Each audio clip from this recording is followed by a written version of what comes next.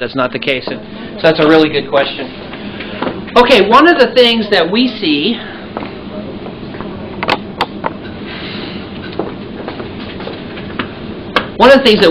is that our patients get low cholesterol.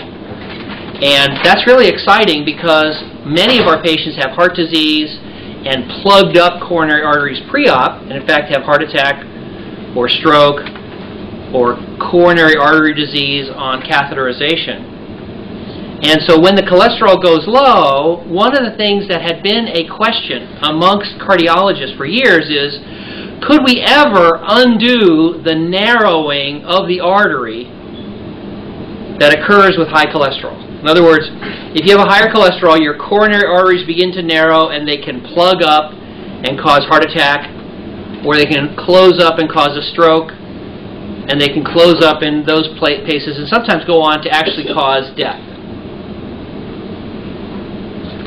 And so one of the questions is, let's suppose we lower your cholesterol. Can we lower it so much so we can actually open it up? Or could we just stop the narrowing? If we lower your cholesterol, can we open things back up? Can we basically put a can of liquid plumber in your arteries and open things back up? Or can we just stop the narrowing and stop it where it is at the time of the intervention? And so actually there's a nice study by the diet doctor, Dr. Dean Ornish, who advocates a very low-fat diet. And he took people who had narrow coronary arteries on angiogram and put them on the Dean Ornish diet for a year, which is a diet of extremely difficult to follow. It's very much sticks and berries and no fat, anything. You can't even have nuts or anything like that. It's really, really radical, very demanding. Very high dropout rate when people try it. And at the end of a year, he analyzed and repeated the coronary angiogram, and he showed that the narrowed areas could begin to open up. So we now believe that in patients who have narrowed coronary arteries, we might be able to open them up if we lower your cholesterol. One of the questions we had this morning is, there are different flavors of cholesterol. Remember, the HDL, the high density, is good, and we like it higher. And the low density cholesterol is bad, and we would like it to be lower.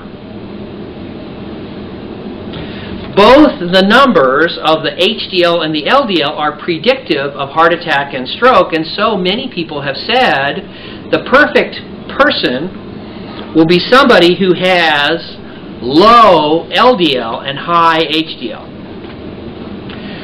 So after the MGB and after other bypasses, sometimes in addition to a low LDL, the HDL will go down. And so some of my doctors have seen that in my patients and been worried about it.